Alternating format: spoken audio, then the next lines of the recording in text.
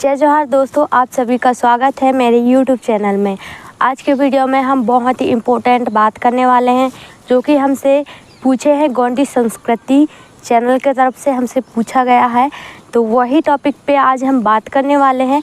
ज़्यादा बड़ा वीडियो नहीं होगा तो प्लीज़ वीडियो को एंड तक ज़रूर देखिएगा। सबसे पहले तो मैं आप लोगों को ये बता दूं कि मुझे भी ज़्यादा कुछ एक्सपीरियंस नहीं है, लेकिन मैं वही बताऊंगी जो मुझे लगता है, वही आप लोगों को मैं बताने का प्रयास करूंगी।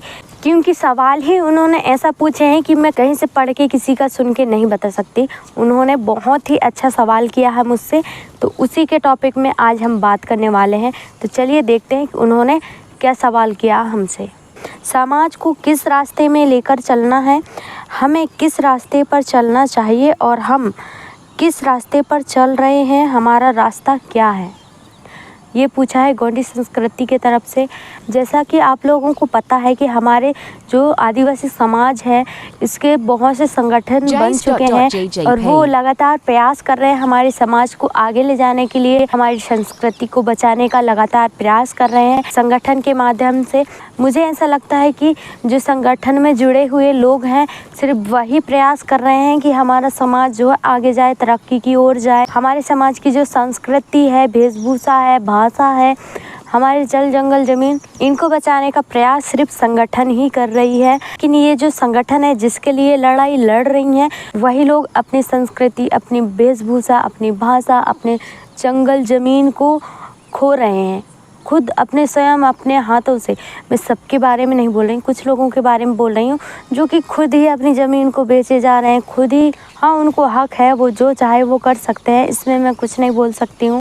मैं ये सोचती हूँ दोस्तों कि धर्म जाति को एक साइड रखकर ही हमें आगे बढ़ना चाहिए, यही मैं फील करती हूँ। और आगे उन्होंने पूछा है किस रास्ते पर चल रहे हैं, क्या है हमारा रास्ता। मुझे नहीं पता है कि क्या हमारा रास्ता है, लेकिन मुझे इतना पता है कि हम बिल्कुल भी सही रास्ते पर नहीं चल रहे हैं। हमारी संस्कृति को जो लोग बचाने का प्रयास कर रहे हैं, जो हमारे जल जंगल बचाने का प्रयास कर रहे हैं, लोग उनको ही उल्टा बोलते हैं, उनको ही गलत बोलते हैं, उनको ही पता नहीं क्या क्या बोलते हैं। तो मुझे तो नहीं लगता गाइस कि हमारा जो समाज है वो सही रास्ते पर चल रहा है। कुछ लोगों की जो मानसिक स्थिति है अभी भी पता नहीं कहाँ भटकी हुई है।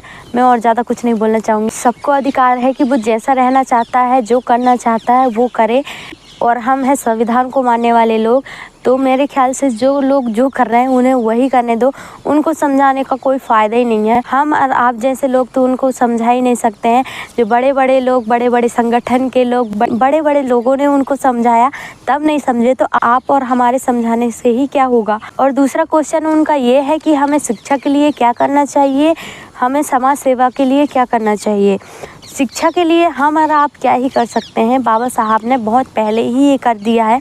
उन्होंने शिक्षा के लिए लड़का और लड़की को बराबर अधिकार दिए हैं। यहाँ पर गर्ल्स भी पढ़ सकती हैं, बॉयज़ भी पढ़ सकते हैं। अगर देखा जाए तो जब हमारा संविधान नहीं था उससे पहले जो लड़कियाँ हैं उनको पढ़ने का अधिकार नहीं था। जो निम्न वर्ग के व्यक्ति हैं, जो छोटी जाति से हैं, उनको पढ़ने का अधिकार नहीं था। जो बड़ी जाति से हैं उन्हीं को पढ़ने का अधिकार था। हमारे बाबा साहब ने जब संविधान लिखा तो उसमें ये लिखा है कि लड़का लड़की दोनों ही पढ़ सकते हैं, दोनों ही जॉब कर सकते हैं, दोनों को ही बराबर का अधिकार दिया है। लोगों का कहना था कि लड़कियां सिर्फ घर संभालने के लिए बनी हैं, इसलिए उनको पढ़ने लिखने से क्या ही फ़ायदा होगा, ऐसा बोला जाता था। अगर एक स्टूडेंट चाहे तो वो आगे पढ़ सकता, आगे कुछ कर सकता है। अगर एक स्टूडेंट चाहे तो अगर वो पढ़ेगा तो उसके घर वाले सपोर्ट ज़रूर करेंगे। उसकी मेहनत को देखकर, उसके पढ़ने के प्रति लगन को देखकर उसके घर वाले ज़रूर चाहेंगे कि मेरा बच्चा आगे जाकर कुछ बने, पढ़े लिखे, ऐसा ज़रूर चाहेंगे। लेकिन अगर एक स्टूडेंट ही नहीं पढ़ना चाहेगा तो उसको कौन ही पढ़ा सकता है, आप ही सोच सकते हो। समाज की सेवा के लिए हमें क्या करना चाहिए। तो गाइस मेरा ख्याल ये है कि समाज के सेवा के लिए तो सब लोग कुछ ना कुछ कर ही रहे हैं, लेकिन जो समाज के लोग हैं वही कुछ नहीं कर रहे हैं गाइस। जो हमारे बड़े बड़े संगठन बने हैं वो तो प्रयास कर रहे हैं कि हमारी संस्कृति बची रहे, हमारे खेत खलियान बचे रहे, हमारे जल जंगल ज़मीन बची रहे। इसीलिए आदिवासी आज पीछे है। अगर हमारा समाज एकजुट नहीं है तो हम कुछ नहीं कर पाएंगे। लेकिन जिस दिन हमारा समाज, हमारे समाज के लोग एकजुट हो जाएंगे तो हम वो हर कुछ कर सकते हैं जो हम करना चाहते हैं। जब तक हमारा आदिवासी समाज एकजुट नहीं हो जाता है तब तक हम कुछ भी नहीं कर पाएंगे। इसलिए हमको एकजुट होना पड़ेगा, तब जाकर हमारे समाज का कुछ हो पाएगा। मैं आशा करती हूँ आपको आपके सवाल का जवाब मिल गया होगा। अगर मैंने कुछ भी गलत बोला हो तो प्लीज़ मुझे माफ़ कर दीजिएगा। तो इस वीडियो को यहीं समाप्त करती हूँ। मिलते हैं आप सभी को एक नए वीडियो के साथ। तब तक के लिए आप सब अपना ख्याल रखिएगा, खुश रहिएगा। तो ठीक है, जय जोहार, जय आदिवासी।